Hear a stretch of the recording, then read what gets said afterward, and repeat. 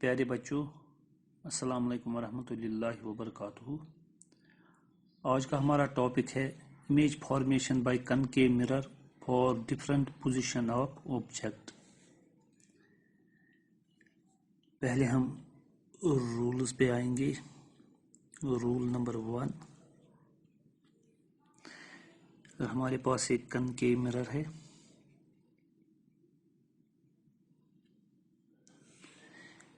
ये है principal axis. इस पॉइंट को हम कहते हैं pole of mirror. This is the focus और ये इसको हम कहते हैं सेंटर ऑफ कर्वेचर। ये जो लेंथ है पीएफ, इसको कहते हैं फोकल लेंथ, और जो लेंथ है CP, it is called radius of curvature. तो पहला रूल क्या है? अगर ऑब्जेक्ट से कोई रे ऑफ लाइट आती है पैरेलल टू प्रिंसिपल एक्सिस, अगर कोई रे ऑफ लाइट आती है पैरेलल टू प्रिंसिपल एक्सिस, तो वो रिफ्लेक्ट कहाँ से हो जाती है? फोकस में से, प्रिंसिपल फोकस में से वो रिफ्लेक्ट होके जाती है। ये पहला रूल है। इसका रूल सेकंड है। रूल नंबर सेकंड क्या है? ये हमारा कनकेव मिरर है, ये प्रिंसिपल एक्सिस है, पोल ऑफ द मिरर, ये फोकस है, ये सेंटर ऑफ कर्वेचर है। अब अगर कोई रे फोकस से आएगी, इंसिडेंट रे कहाँ से आती है? फोकस से गुजरती है, तो वो कैसे रिफ्लेक्ट हो जाएगी? Parallel to the principal axis. तो यहाँ पैरेलल टू प्रिंसिपल एक्सिस आ रही थी, तो वो रिफ्लेक्ट कहाँ से हो गई? फोकस में से। तो यहाँ इंसिडेंट रे कहाँ से आ रही है? फोकस में से।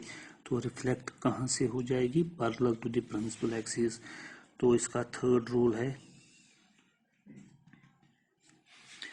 रूल थर्ड है,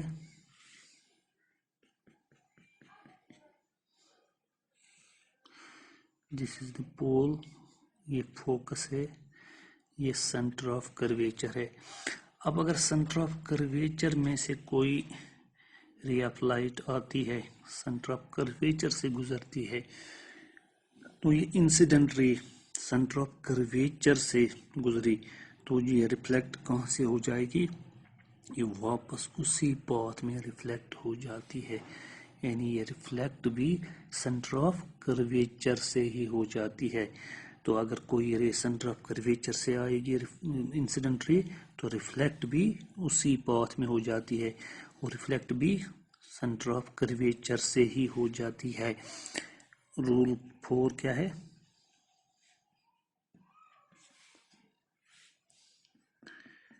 ये हमारा कनकेव मिरर है, ये पोल है, ये फोकस है, ये सेंटर ऑफ कर्वेचर है। अब अगर कोई रे इंसिडेंट होती है कहाँ पे? पोल ऑफ मिरर पे, तो ये जो इंसिडेंट रे ये बनाती है angle I with principal axis, then principal axis acts as the normal। तो ये रिफ्लेक्ट कैसे हो जाएगी? It will obey the law of reflection. ये लॉ ऑफ रिफ्लेक्शन यहाँ पर ओबे करती है। जो ये angle incident rays principal axis के साथ बनाती है, तो रिफ्लेक्ट होके भी इतना ही एंगल बन जाएगा, सेम एंगल बन जाएगा। यानी रिफ्लेक्टेड रे इस प्रिंसिपल एक्सिस के साथ जो एंगल बनाएगा से एंगल ऑफ रिफ्लेक्शन, ये इक्वल होंगे। It obeys the law of reflection. Angle I is equal to angle R. यानी जो रे कहाँ पर इंसिडेंट होती है प्रिंसिपल इस पोल ऑफ द मिरर पे, तो वो रिफ्लेक्ट कैसे हो जाती है? जो वो इंसिडेंट रे प्रिंसिपल एक्सिस के साथ एंगल बनाता है, तो जब ये रिफ्लेक्ट हो जाएगी, जो ये एंगल फिर रिफ्लेक्टेड रे प्रिंसिपल एक्सिस के साथ बनाएगी, वो सेम होगा इंसिडेंट एंगल ऑफ इंसिडेंस से। So angle of incidence is equal to angle of reflection, and this principal axis acts as the normal. और ये याद रखिए, नॉर्मल हमेशा सेंटर ऑफ कर्वेचर से गुजरता है। So this acts as normal. तो ये हमारे 4 रूल्स है, 4 रूल्स। नंबर 1, जब कोई रे आएगी पैरेलल टू प्रिंसिपल एक्सिस तो रिफ्लेक्ट कहाँ से होके जाएगी? फोकस में से। अब अगर इंसिडेंट रे फोकस में से गुजरती है तो रिफ्लेक्ट कहाँ से हो जाएगी? Parallel to the principal axis. इसका रिवर्स है ये। अब अगर कोई रे सेंटर ऑफ कर्वेचर से गुजरती है, इंसिडेंट हो जाते हैं, इंसिडेंट रे कहाँ से गुजरती है? सेंटर ऑफ कर्वेचर से, तो रिफ्लेक्ट कहाँ से हो जाएगी? Same path, centre of curvature से ही वो गुजरेगी। रिफ्लेक्टेड रे भी, यानी इंसिडेंट रे और रिफ्लेक्टेड रे का सेम पाथ है यहाँ पर। अब अगर कोई रे इंसिडेंट हो जाती है पोल ऑफ द मिरर पे, तो जो वो एंगल वहाँ पर बनाएगी, इंसिडेंट रे जो एंगल बनाएगी किसके साथ? प्रिंसिपल एक्सिस के साथ। तो जब ये रिफ्लेक्ट हो जाएगी तो रिफ्लेक्टेड रे भी सेम एंगल बनाएगी प्रिंसिपल एक्सिस के साथ, जैसा एंगल इंसिडेंट रे ने बनाया था।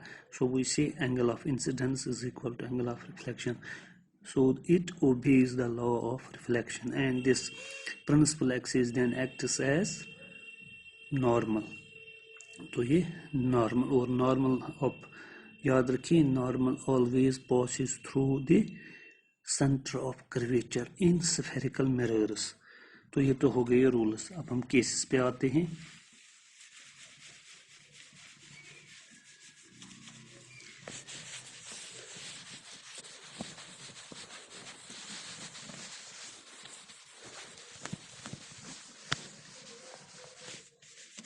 तो कनकेव मिरर में 6 पोजीशंस होते हैं ऑब्जेक्ट के. 6 केसेस है. तो केस नंबर 1 होता है when object is placed at infinity. तो हम केस नंबर 2 से स्टार्ट करेंगे. Case second. केस सेकंड क्या है? When object is placed beyond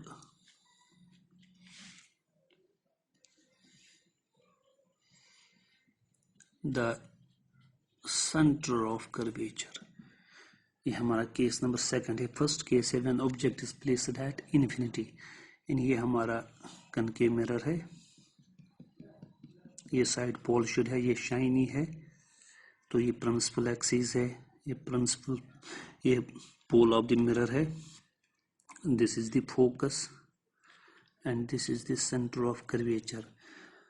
यहाँ पर एक ख्याल रखना, ये जो फोकल लेंथ होती है P to F, इसका डबल होता है radius of curvature, that is CP.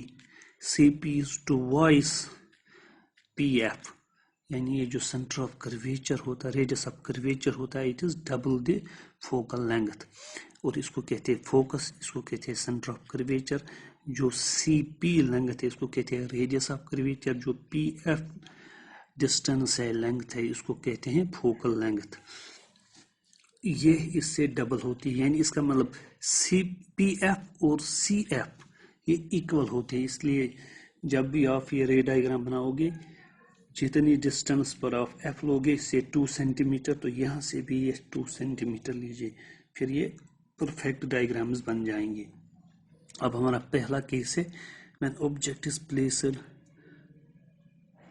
Beyond the centre of curvature. ये हमारा ऑब्जेक्ट है, ए बी हमारा ऑब्जेक्ट, और हमने कहाँ पर रखा है? Beyond the centre of curvature. इसके बाद तीसरा केस जो होगा वो हम रखेंगे कहाँ पर?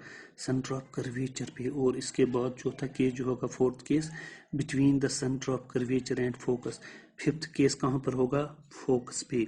और sixth case between the focus and the optical centre, pole of the mirror, sorry pole of the mirror.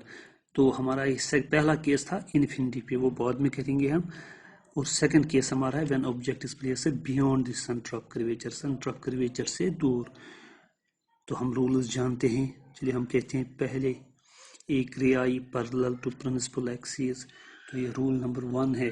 जब कोई रे आएगी पैरेलल टू प्रिंसिपल एक्सिस तो कहाँ से वो रिफ्लेक्ट हो जाएगी? फोकस में से. तो ये रिफ्लेक्ट होके आई फोकस में से.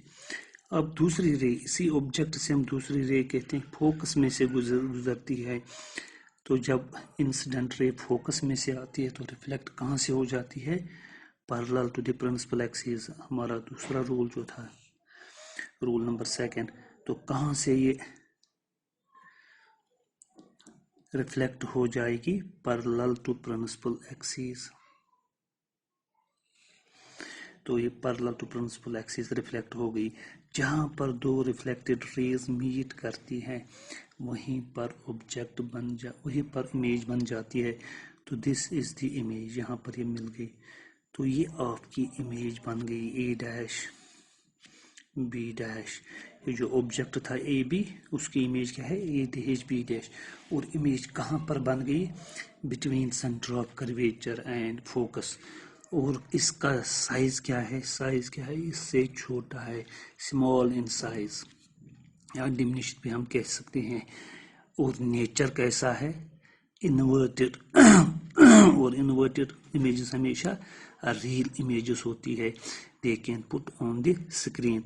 और जहाँ पर प्रैक्टिकली ये इंसिडेंट रिफ्लेक्टेड रेज मीट होती है वहीं पर इमेज बन जाती है और वो इमेज रियल इमेज हो जाती है जब प्रैक्टिकली ये मीट करती है। अब अगर ये मीट नहीं करती, से इन्फिनिटी पर मीट करती या कभी ये डाइवर्जिंग होंगी, तो इसका मतलब मीट नहीं करती है रिफ्लेक्टेड रेज, तब इमेज जो बन जाती है वो वर्चुअल इमेज हो जाती है। Then appears to meet, then the reflected rays appears to meet, उसको हम कहते हैं वर्चुअल इमेज। जब प्रैक्टिकली यहाँ पर प्रैक्टिकली ये मीट कर रही है तो ये रियल इमेज है और हम देख रहे हैं इन्वर्टेड है। So a real inverted image is formed and small in size. Diminution image is formed between center of curvature and focus. तो अब हम बता सकते हैं कैसी इमेज हमारे पास है। Image is number 1 formed between C and F, center of curvature and focus. Number 2 क्या नेचर है? Real and inverted.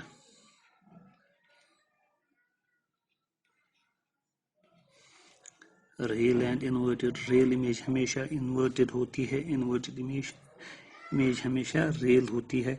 नंबर 3 अब साइज क्या है? Small in size, small in size, या हम कह सकते हैं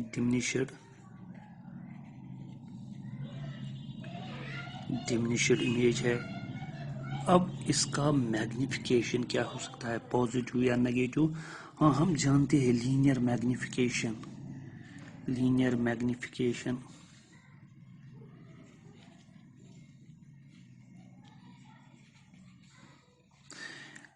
हम उसको m से डिनोट करते हैं। That is equal to height of image divided by height of object. height of image divided by height of object, hi/ho, ये इसका फॉर्मूला है। अब अगर हम यहाँ देखेंगे हाइट ऑफ इमेज जो है ये ए डैश बी डैश है और हाइट ऑफ ऑब्जेक्ट हमारा ए बी है, यानी यहाँ पर हम ए डैश भी लिख सकते हैं। A dash B dash divided by A B. Height of image A dash B dash है, ऑब्जेक्ट है ए बी, और हम देख रहे हैं ये जो इमेज है ये इससे छोटी है। और एक चीज आप याद रखिए, जब भी कोई हाइट कोई लेंथ हमें प्रिंसिपल एक्सिस के एबो होगी, एबो द प्रिंसिपल एक्सिस, वो हाइट हम पॉजिटिव लेते हैं, और जो height below the principal axis होगी उसको हम नेगेटिव लेते हैं as per the sign conventions. यानी the height, the length above the principal axis is taken as positive and the height below the principal axis is taken as negative. अगर हम देखेंगे object हमारा ये above the principal axis है तो ये positive होगा, और ये जो इमेज है इमेज हाइट है ये बिलो द प्रिंसिपल एक्सिस है तो ये नेगेटिव होगी। अब अगर हम कार्टेशियन प्लेन में भी देखेंगे, ये हमारा कार्टेशियन प्लेन है, ये एक्स एक्सिस है, तो अबो एक्स एक्सिस जो भी लेंथ होगी जो भी हाइट होगी वो पॉजिटिव है, चाहे वो पॉजिटिव एक्स एक्सिस में हो या नेगेटिव एक्स एक्सिस में हो। बिलो द एक्स एक्सिस जो भी लेंथ है वो नेगेटिव होती है, चाहे वो हम पॉजिटिव एक्स एक्सिस के साइड में ले लें या नेगेटिव एक्स एक्सिस में ले लें, उससे कोई फर्क नहीं पड़ता है। Means above x axis is positive, below x axis is negative.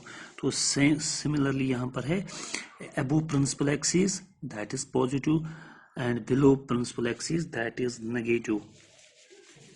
तो हमारी जो ऑब्जेक्ट हाइट है वो पॉजिटिव है और इमेज हाइट जो है वो नेगेटिव है। हम सपोज करते हैं ऑब्जेक्ट हाइट 4 सेंटीमीटर है, फॉर एग्जांपल 4 सेंटीमीटर, तो इससे कम है, से ये 2 सेंटीमीटर है। तो अब हम ये बता सकते हैं image height 2 centimetre but it is below the principal axis, तो ये नेगेटिव हम ले सकते हैं। साइन कन्वेंशन जरूरी है, तो साइन यहाँ पर -2 आएगा और ऑब्जेक्ट जो है पॉजिटिव है वो principal axis, so it is positive 4, so it is -1/2. So image, so magnification is, therefore magnification is negative, क्योंकि नेगेटिव आया, मैग्निफिकेशन नेगेटिव निकला, क्योंकि इमेज हाइट जो है वो बिलो द प्रिंसिपल एक्सिस है, वो नेगेटिव है और वो पॉजिटिव है। ये नेगेटिव है, ये पॉजिटिव है, तो नेगेटिव। अब इसका मैग्नीट्यूड क्या होगा? Magnitude of magnification that is magnitude of -1/2 that is +1/2, क्योंकि जब भी मैग्नीट्यूड लेते हैं वो पॉजिटिव होता है। Mod of -1/2 is +1/2 and +1/2 is 0.5. So we say magnitude of magnification is linear magnification is less than 1. So we say magnitude of linear magnification is less than 1. तो जो हम इस मिरर से दूर जाएंगे मैग्निफिकेशन कम होता जाएगा, और जो हम इस मिरर के नज़दीक आएंगे तो मैग्निफिकेशन बढ़ता जाएगा, यानी 1 से भी ज़्यादा हो जाएगा, और इससे दूर जाएंगे तो घटता जाएगा। इससे दूर सबसे पहले इन्फिनिटी है, वो केस हमने नहीं किया, बाद में करेंगे। तो उस वक्त भी magnification less than, magnitude of magnification less than 1 ही होगा, क्योंकि हम इससे दूर है। अब हम कहाँ पर है इस वक्त? दूसरा केस हमारा है beyond the centre of curvature, अभी हम इससे दूर है, तो लेस देन 1। जब सेंटर ऑफ कर्वेचर पे आएंगे उस वक्त मैग्नीट्यूड 1 होगा, क्योंकि उस वक्त साइज सेम होते हैं। अगला वाला केस वही है। फिर जब इनके बिटवीन हम जाएंगे, यानी अब हम इसके नज़दीक जा रहे हैं, तो ग्रेटर देन 1 होगा। यहाँ पर मच ग्रेटर देन 1 होगा, और यहाँ पर भी ग्रेटर देन 1 होगा। यानी जितना हम इसके नज़दीक जाएंगे मैग्नीट्यूड ऑफ मैग्निफिकेशन बढ़ता जाएगा, और इसके 5 केसेस में मैग्निफिकेशन नेगेटिव है, एक केस में पॉजिटिव है, एक ही केस में पॉजिटिव है, बाकी सारे केसेस में ये नेगेटिव होंगे, सिर्फ एक केस में पॉजिटिव है। तो अब थर्ड केस पे आते हैं। केस नंबर 3,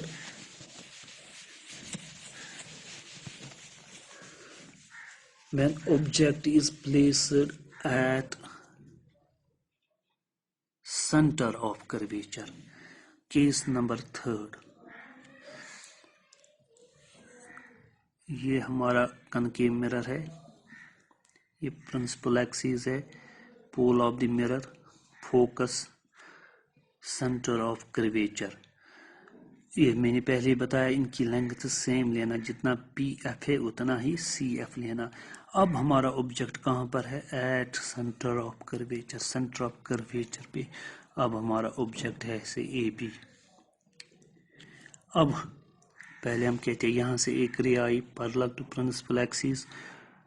पहला रूल जो है, तो कहाँ से वे रिफ्लेक्ट हो जाएगी? फोकस में से होके गुजरेगी। और दूसरी रे कहाँ से जाएगी? हम कहते हैं कि ये फोकस में से होके आई, तो ये रिफ्लेक्ट कहाँ से जाएगी? Parallel to the principal axis, parallel to the principal axis. तो ये रिफ्लेक्टेड रेज हमारी है, तो कहाँ पर ये मिलती है? यहाँ पर। तो हम देख रहे हैं कि when object is placed at center of curvature, image is formed at center of curvature. Image भी सेंटर ऑफ कर्वेचर पे ही बन गई और ये सेम साइज होगी। यहाँ तो मैं रफली बना रहा हूँ, आप पेंसिल और रूलर से ठीक तरीके से बनाइए तो ये परफेक्ट बन जाएगी, ये सेंटर ऑफ कर्वेचर पे ही बन जाएगी और इसका साइज भी सेम होगा. सो वी से real and inverted image of same size is formed at center of curvature when object is placed at center of curvature. जब हमारा ऑब्जेक्ट भी सेंटर ऑफ कर्वेचर पे ही था तो इमेज भी सेंटर ऑफ कर्वेचर पे ही बनी. सो इमेज इज, कैसी इमेज होगी? Number 1, formed at centre of curvature, centre of curvature पे ही बनी. और क्या नेचर है? इन्वर्टेड है, तो इन्वर्टेड इमेजेस रियल होती है और ये प्रैक्टिकली हमारी रिफ्लेक्टेड रेज मीट कर रही है. So real and inverted.